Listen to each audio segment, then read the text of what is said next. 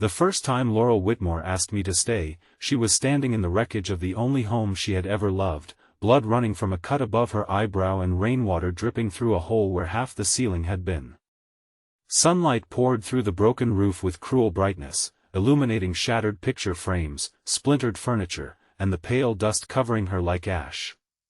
She looked at me as though one wrong word might break whatever was still holding her together, then quietly said, "Do you want to stay here tonight?" I should have understood that she was not asking for company because she feared the damaged house. She was asking whether I would disappear like everyone else she had trusted. But fear had always made me hide behind humor, so I forced a nervous smile and replied, "If there's room in your bed." For one suspended second, Laurel stared at me in disbelief. Then she laughed through her tears, and that fragile sound changed the course of both our lives. Before I tell you how we reached that moment, please like, comment, share, and subscribe to our channel if you believe in kindness, forgiveness, hope, and second chances. Stories like this remind our family that sometimes the person who saves us is also waiting to be saved. My name is Everett Cole, and before Laurel came into my life, I had become very good at leaving before anyone could leave me. I was 34, worked as a structural inspector for the county, and lived alone in a spotless apartment that never felt like a home. My mother had died when I was 17, my father had buried his grief beneath years of silence, and the woman I once planned to marry had ended our engagement after telling me that loving me felt like knocking on a locked door. I pretended her words had not hurt, but they followed me everywhere. Laurel owned a small flower shop near the courthouse, and I first noticed her because she arranged wildflowers in discarded glass jars and left them outside with handwritten notes inviting strangers to take one if they were having a difficult day. She had a calm, graceful presence, but her kindness carried a sadness I recognized. We began speaking during my lunch breaks, first about flowers, then about books, old houses, and the strange loneliness of crowded places. She never pushed me to reveal more than I wanted, and that patience made me trust her more than questions ever could. Over several months, friendship quietly became the most important part of my life. I repaired a leaking shelf in her shop, she brought soup when I caught the flu, and every Sunday afternoon we walked through the town's historic district beneath the warm daylight, imagining the lives once lived behind faded windows. Laurel's favorite house was a weathered white farmhouse at the edge of town, the home where her grandmother had raised her. She had inherited it after years of family conflict, but restoring it required money she did not have. Even so, she refused to sell it because it was the last place where she remembered feeling completely safe. What Laurel did not tell me at first was that her younger brother, Tristan, believed the farmhouse should have been sold and the money divided between them. Their grandmothers had left the property solely to Laurel because Tristan had disappeared for nearly 6 years while struggling with gambling, debt, and anger. Laurel had cared for their grandmother through illness, managed every medical appointment, and kept the flower shop operating while sleeping only a few hours each day. Tristan returned after the funeral expecting forgiveness and an equal share. When he discovered the terms of the will, he accused Laurel of manipulating an elderly woman. The accusation devastated her because she had spent her entire life protecting him. Their parents had died in a highway accident when Laurel was 19 and Tristan was 14, leaving Laurel to abandon college and raise him. She had worked 2 jobs, attended every school meeting, and defended him even when his mistakes cost her dearly. Yet guilt made her vulnerable, and Tristan knew exactly how to use it. He began appearing at the farmhouse, demanding money and threatening legal action. Laurel hid most of this from me until one bright Tuesday morning when I arrived at the flower shop and found overturned buckets, crushed roses, and a handwritten notice taped across the window claiming the property was under dispute. Laurel stood behind the counter with her hands trembling, insisting that Tristan had only lost his temper. I wanted to call the police, but she begged me not to make matters worse. That was our first real argument. I told her forgiveness did not mean allowing someone to destroy her life. She replied that I had no right to lecture her about relationships when I walked away from everyone who came close. Her words struck the wound I kept hidden, and instead of admitting she was right, I left. For 4 days, I avoided the flower shop. I drove a different route to work and ignored the messages Laurel sent, telling myself that she needed space. The truth was that I was punishing her for seeing me clearly. On the fifth morning, my office assigned me to inspect storm damage in the rural district after powerful winds swept through the county. The sky had cleared by then, leaving brilliant sunlight over broken branches and damaged roofs. When the address appeared on my schedule, my stomach tightened. It was Laurel's farmhouse. I drove there faster than I should have and found emergency vehicles along the gravel road. An enormous oak limb had crashed through the roof while Laurel was inside collecting documents related to Tristan's legal challenge. She had escaped serious injury, but the house was unstable. I found her sitting on the front steps beneath the noon sun, holding a metal box against her chest. A paramedic had cleaned the cut above her eyebrow, yet she seemed unaware of the blood staining her collar. When she saw me, relief crossed her face before pride erased it. She stood and told me she could handle everything herself. I inspected the structure and discovered that the damage was extensive but reparable. The rear bedroom remained safe, though electricity had been disconnected and most of the house had to be sealed off. Laurel refused to leave because the metal box contained her grandmother's letters, photographs, and legal papers, and she feared Tristan would enter if the property were unattended. I offered to contact a restoration company and secure the house, but she shook her head. Her insurance policy had lapsed 2 weeks earlier because she had used the payment money to cover Tristan's rehabilitation deposit after he promised to seek help. He had left the program after 3 days. Anger rose inside me, but the grief on Laurel's face stopped me from speaking harshly. She walked through the damaged doorway, staring at the fragments of the life she had been trying to preserve. A wedding photograph of her parents lay beneath broken plaster. Her grandmother's rocking chair had been crushed.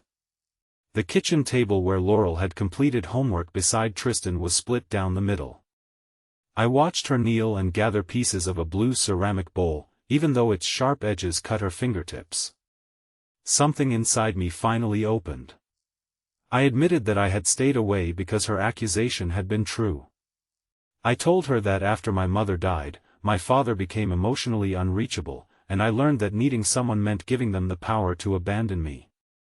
My former fiancée had not left because I lacked love, she had left because I refused to show it. I had spent years telling myself that solitude was strength, when it was only fear wearing a respectable face. Laurel listened without interrupting. Then she confessed that she had an opposite fear. She believed that setting boundaries made her selfish and that refusing Tristan would mean failing the promise she had made to their dying mother to care for him. We stood in the dusty daylight, surrounded by everything our fears had cost us. That was when she asked whether I wanted to stay there that night. My answer about room in her bed came out before courage could replace humor. Her laughter startled us both, but beneath it was an understanding that neither of us was truly speaking about sleeping arrangements. She was asking whether I would remain when things became difficult, and I was asking whether there was room in her wounded life for someone equally imperfect. Before we could decide what staying meant, tires ground across the gravel outside. Tristan arrived in a dented pickup truck with a man carrying a briefcase. Laurel's expression changed immediately. Tristan claimed the storm damage proved the farmhouse was unsafe and insisted that Laurel sign documents allowing an immediate sale. The man with him was not an attorney, as he implied, but a private property buyer known for purchasing distressed homes far below their value. Tristan had already promised him access. Laurel's hands shook as Tristan accused her of letting sentiment destroy their only inheritance. He reminded her of every sacrifice she had made for him, twisting them into evidence that she owed him more. I wanted to step between them, but Laurel surprised us all. She placed the metal box on the porch railing, straightened her shoulders, and told Tristan that loving him had never required surrendering everything he demanded. She said she had paid his debts, found him treatment, forgiven his thefts, and protected him from consequences until protection became permission. The farmhouse would not be sold, and he would no longer receive money from her. Tristan's face hardened. He reached for the box, believing the will was inside, but I stopped him. For a tense moment, I expected violence. Then Laurel removed a sealed letter from the box and handed it to him. Their grandmother had written it months before her death. Tristan tore it open in anger, but as he read, the fury drained from his face. The letter did not condemn him. Their grandmother wrote that she had left the house to Laurel not because she loved Tristan less, but because Laurel had spent her entire adulthood giving away pieces of her future to keep him alive. She explained that Tristan's inheritance had been placed in a protected recovery trust, available only after he completed a full year of treatment and financial counseling. Laurel had never known about the trust because their grandmother feared she would surrender the farmhouse out of guilt. Tristan read the letter twice beneath the clear afternoon sky. His face crumpled as he realized that the women he accused of abandoning him had built one final path toward his recovery. The property buyer cursed, returned to his vehicle, and drove away. Tristan sank onto the porch steps. For the first time, he admitted that he had never entered rehabilitation with the intention of changing. He wanted Laurel to keep rescuing him because every rescue allowed him to avoid facing himself. He confessed that he had damaged the flower shop during an argument and that the legal claim was largely fabricated. Laurel wept, but she did not immediately forgive him. Instead, she told him that forgiveness would be possible only if his actions changed. I watched her draw the boundary she had feared all her life, and I understood that strength was not the absence of love. Sometimes strength was love refusing to participate in destruction. Tristan agreed to return to treatment, but redemption did not happen in one dramatic instant. Laurel drove him to the rehabilitation center that same afternoon, and I followed in my car. At the entrance, Tristan hesitated, staring at the glass doors as though they opened onto punishment rather than possibility. Laurel did not plead with him. She simply told him the next step belonged to him. After several long minutes, he walked inside alone. On the drive back, Laurel remained quiet. The sun was beginning its slow descent, but daylight still covered the fields in gold. She admitted that she did not know whether Tristan would complete the program or disappear again. I told her hope was not certainty, it was the decision to leave a door open without standing in the doorway and allowing yourself to be trampled. She reached across the center console and took my hand. It was the first time we had touched with nothing hidden behind accident or humor. When we returned to the farmhouse, several neighbors were waiting with plywood, tarps, tools, and food. Laurel had spent years giving flowers to strangers, delivering arrangements to grieving families who could not afford them, and quietly helping elderly customers. Now that kindness returned to her from every direction. By late afternoon, the damaged sections were covered, the windows secured, and the rear bedroom made safe. The house was still wounded, but it no longer looked abandoned. Laurel and I sat on the porch after everyone left, drinking coffee from mismatched cups while sunlight stretched across the fields. She reminded me that I had never properly answered her question. I told her I wanted to stay, not because she needed someone to protect her, but because I was tired of treating love like an emergency exit. I wanted to help rebuild the house, stand beside her through Tristan's recovery or relapse, and allow her to stand beside me when old grief made me retreat. Then I admitted that my remark about her bed had been careless. Laurel smiled and said there was room, but only if I understood that staying was more difficult than arriving. I promised I was beginning to understand.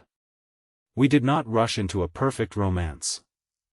I slept in the farmhouse's small guest room once repairs made it usable, and during the following months we learned each other's fears in ordinary daylight.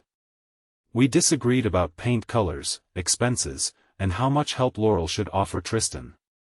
I sometimes withdrew when conversations became painful, but instead of disappearing, I learned to say that I was afraid. Laurel sometimes mistook sacrifice for devotion, but she learned to ask whether kindness was helping someone grow or helping them avoid growth. Every difficult conversation became another repaired beam in the home we were building together. A year later, Tristan completed treatment and arrived at the farmhouse on a bright spring morning carrying the same blue ceramic bowl Laurel had tried to gather from the wreckage.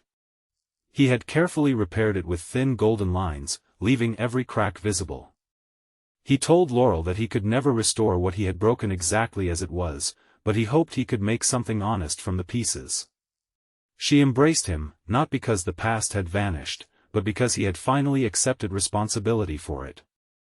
The protected trust helped him enroll in a counseling program, and he later began working with young adults facing gambling addiction. The farmhouse became more than a restored building. Laurel converted the front room into a community space where people experiencing grief, addiction, or loneliness could attend free afternoon support meetings surrounded by flowers and sunlight. I proposed to her there 2 years after the storm, beside the repaired blue bowl filled with wildflowers. She laughed before saying yes and reminded me that I had once asked whether there was room in her bed. I told her I had finally learned the better question, whether there was room in her life for the man I was still becoming. Before this story ends, leave a meaningful comment sharing what you believe real love requires most: forgiveness, boundaries, courage, patience, or the willingness to stay. Your words may reach someone who is struggling to understand that forgiving another person does not mean surrendering your dignity, and that being strong does not mean facing every burden alone. If this story touched your heart, please like this video, leave a meaningful comment, share it with someone who needs hope today, and subscribe to our channel so you never miss another emotional journey. Laurel and I were married on a clear summer afternoon beneath the oak tree that had nearly destroyed her home. The damaged branch was gone, but the trunk remained strong, casting cool shade over everyone we loved. Tristan stood beside us, sober and smiling. The repaired farmhouse shone behind us, every restored window catching the sunlight.